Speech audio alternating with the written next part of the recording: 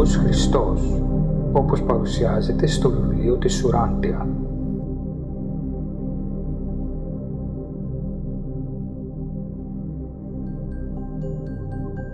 Σύμφωνα με το βιβλίο της Ουράντια, ο Ιησούς Χριστός κατέχει έναν ιδιαίτερο ρόλο στην εξέλιξη αυτού του πλανήτη, όπως και στο τοπικό σύμπαν όπου ανήκει η Γη, που ονομάζεται Νέβαδο, αλλά και για όλους τους κατοικημένους πλανήτες αυτού του τοπικού σύμπαντος. Αυτός είναι ο λόγος που, όπως ήδη αναφέρθηκε στην παρουσίαση εισαγωγής του βιβλίου, δίνεται ιδιαίτερη έμφαση στο πρόσωπο του Ιησού Χριστού. Εδώ να αναφερθεί ότι ένα τοπικό σύμπαν αποτελείται από περίπου 10 εκατομμύρια κατοικήσιμους πλανήτες.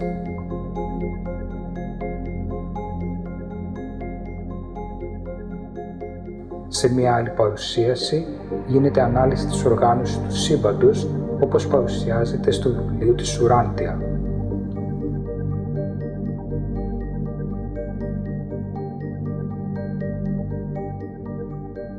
Αν και στο βιβλίο της Ουράντια δίνεται ιδιαίτερη έμφαση στον Ιησού Χριστό, δεν δίνεται η ίδια έμφαση στη χριστιανική θρησκεία, έτσι ώστε να θεωρείται ότι είναι μια ανώτερη θρησκεία σε σχέση με τις άλλες, εφόσον κάτι τέτοιο δεν ισχύει.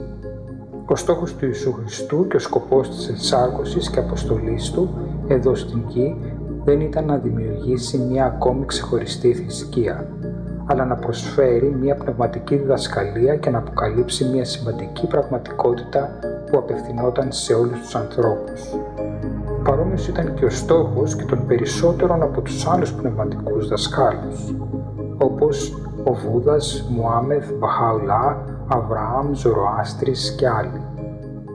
Δυστυχώς όμως οι άνθρωποι έχουμε έντονα την τάση του διαχωρισμού, που είναι ένα χαρακτηριστικό του εγώ και η οποία τάση πηγάζει από την ψευδαίσθηση της ανωτερότητας.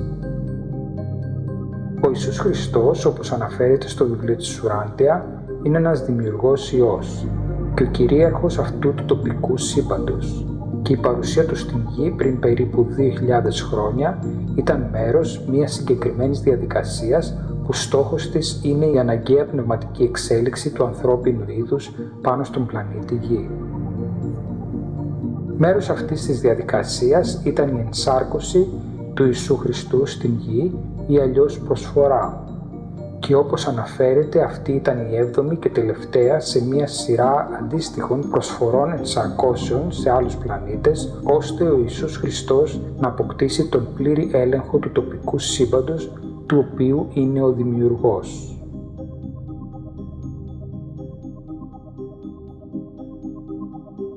Αυτές οι ενσαρκώσεις είχαν ως σκοπό να δώσουν τη δυνατότητα σε αυτού του είδους τους δημιουργούς να γίνουν σοφοί, συμπονετικοί, δίκαιοι και με κατανόηση κυρίαρχοι. Αυτοί οι θεϊκοί ιοί είναι ενδογενώς δίκαιοι, αλλά γίνονται ελεήμονες με κατανόηση ως αποτέλεσμα αυτών των διαδοχικών εμπειρικών ενσαρκώσεων.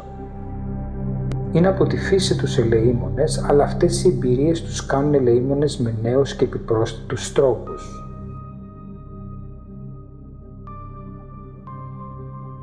Όλες οι 7 προσφορές του Ιησού Χριστού αναφέρονται στο έγγραφο 119. Η 7η και τελευταία που ήταν στη Γη παρουσιάζεται στα έγγραφα 120 μέχρι και 196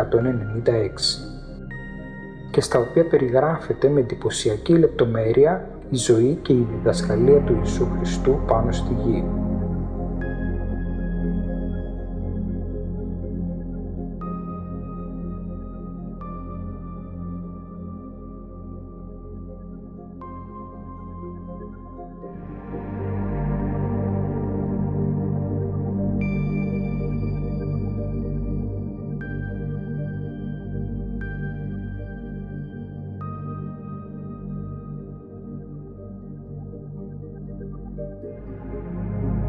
Προέλευση και φύση των δημιουργών Υιών.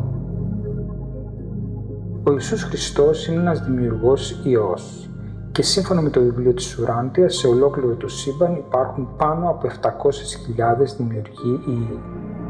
Οι δημιουργοί Υιοί αναφέρονται στο βιβλίο της Ουράντια ως δημιουργοί Μιχαήλ και δημιουργούνται όταν η πληρότητα της απόλυτης πνευματικής ιδέας στον αιώνιο Υιό συναντήσει την πληρότητα της απόλυτης έννοιας της προσωπικότητας στον πατέρα του σύμπαντος.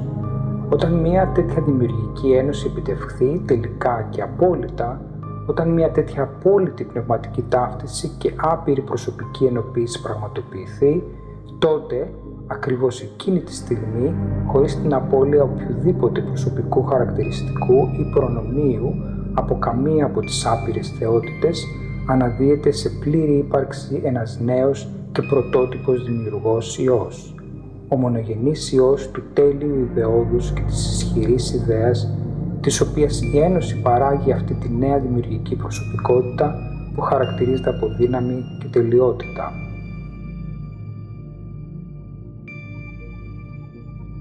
Οι παραδείσοι Υιοί της πρωταρχικής τάξης είναι οι σχεδιαστές, δημιουργοί, κατασκευαστές και διαχειριστές των αντίστοιχων τομέων τους, των τοπικών συμβάντων του χρόνου και του χώρου, οι βασικές δημιουργικές μονάδες των 7 εξελικτικών υπερσυμβάντων.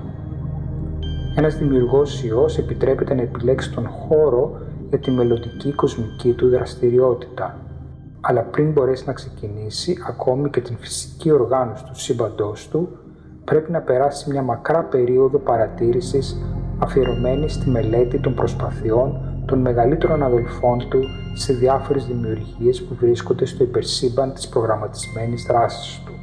Και πριν από όλα αυτά, ο Υιός Μιχαήλ θα έχει ολοκληρώσει τη μακρά και μοναδική εμπειρία της παρατήρησης του Παραδείσου και της εκπαίδευσης στην Χαβώνα. Περισσότερα σχετικά με τους δημιουργούς Υιούς μπορείτε να διαβάσετε στο έγγραφο 21.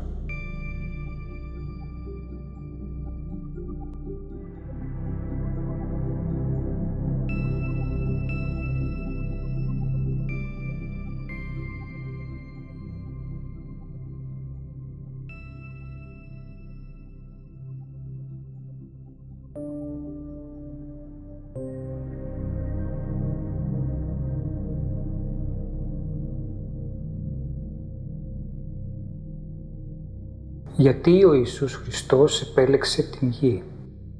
Το τοπικό σύμπαν στο οποίο ανήκει η Γη, των Έβαδων, έχει 3.840.101 κατοικημένους πλανήτες και υπάρχουν διάφοροι λόγοι γιατί ο Ιησούς Χριστός από αυτόν τον τεράστιο αριθμό πλανητών επέλεξε την Γη για την 7η και τελευταία προσφορά ενσάρκωσή του, η οποία ολοκλήρωσε και την διαδικασία της απόλυτης κυριαρχίας του στο τοπικό σύμπαν. Οι λόγοι αυτοί είχαν να κάνουν με την αρκετά δυσάρεστη και ατυχή κατάσταση που είχε περιέλθει η Γη λόγω διάφορων επιπλοκών. Η πρώτη ατυχής επιπλοκή ήταν λόγω των επιπτώσεων από την εξέγερση του ιοσφόρου και η δεύτερη επιπλοκή είχε σχέση με την αποτυχία του Αδάμ και της Εύας να βελτιώσουν τη δυσάρεστα δύσκολη κατάσταση αυτού του πλανήτη από τις επιπτώσεις της εξέγερσης του ιοσφόρου. Σε άλλες παρουσιάσεις αναφέρονται πιο αναλυτικά τα γεγονότα σχετικά με την εξέγερση του ιοσφόρου και τις επιπτώσεις της σε αυτόν τον πλανήτη και τι συνέβη με τον Αδάμ και την Εύα. Εδώ να αναφερθεί ότι ο Αδάμ και η Εύα δεν ήταν οι πρώτοι άνθρωποι όπως αναφέρεται στην βίβλο, αλλά ήταν ανώτερες οντότητες που ήρθαν στην Γη με την ειδική αποστολή που μόλις αναφέρθηκε. Περισσότερα σχετικά με τον Αδάμ και την Εύα μπορείτε να διαβάσετε στο βιβλίο της Ουράντιας στα έγγραφα 73 μέχρι 76.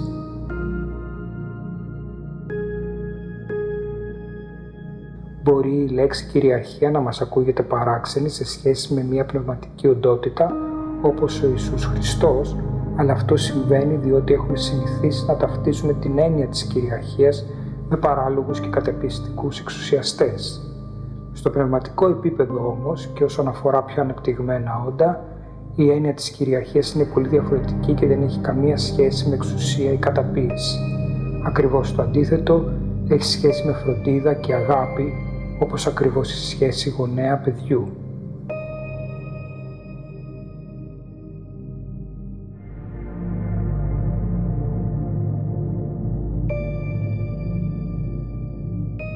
Προσωπικότητες του σύμπαντος. Για να γίνει κατανοητός το πώς σχετίζονται οι δημιουργοί όπως ο Ιησούς Χριστός με τις άλλες προσωπικότητες και ζωντανές οντότητες, όπως και να γίνει κατανοητή η εικόνα και η οργάνωση του σύμπαντος, είναι χρήσιμο εδώ να γίνει μια συνοπτική παρουσίαση του έγγραφου 30, οι προσωπικότητες του μεγάλου σύμπαντος. Το έγγραφο αυτό αναλύει την ταξινόμηση των προσωπικότητων που υπάρχουν στο σύμπαν. Εδώ θα πρέπει να σημειωθεί ότι τα διαφορετικά είδη προσωπικότητων του σύμπαντος, συμπεριλαμβανομένης και της δικής μας ύπαρξης των θνητών ή ανερχόμενων θνητών κατά το βιβλίο της Ουράντια, είναι ουσιαστικά ένας τεράστιος αριθμός. Γεγονός που κάνει πολύ δύσκολο έως αδύνατον να αναλυθεί πλήρως η παρουσίαση όλων των ειδών των προσωπικότητων του σύμπαντος.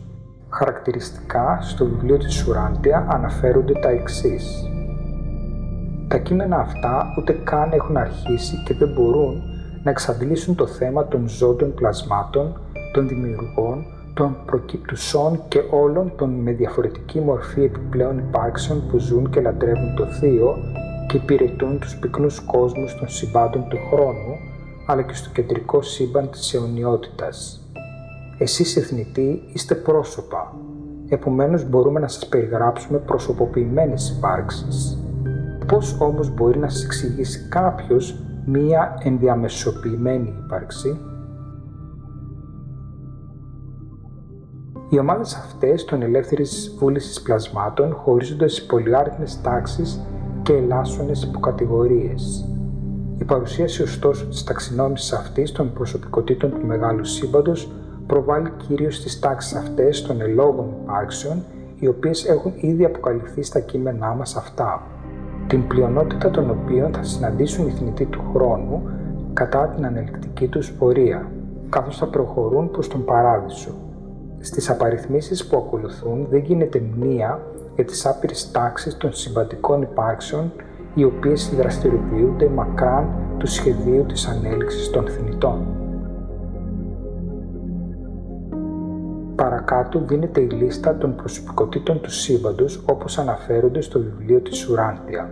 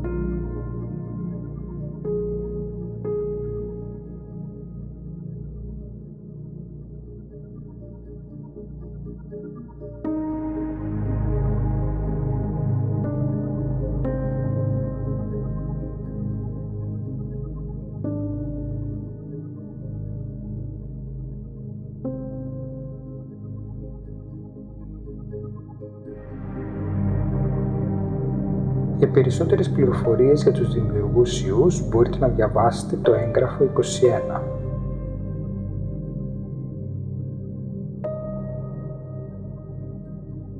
Για περισσότερες πληροφορίες σχετικά με το τοπικό σύμπαν των Έβαδων, στο οποίο ανήκει η Γη, και γενικά για την δομή και διαχείριση των τοπικών συμπάντων, μπορείτε να διαβάσετε το δεύτερο μέρος του βιβλίου της Ουράντια, από τα έγγραφα 32 μέχρι 56.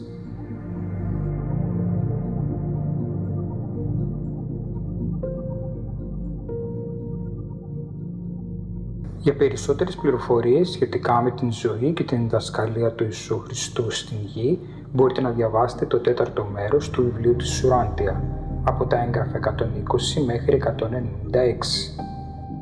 Σε μια άλλη παρουσίαση, η ζωή και η διδασκαλία του Ιησού Χριστού παρουσιάζονται πιο αναλυτικά.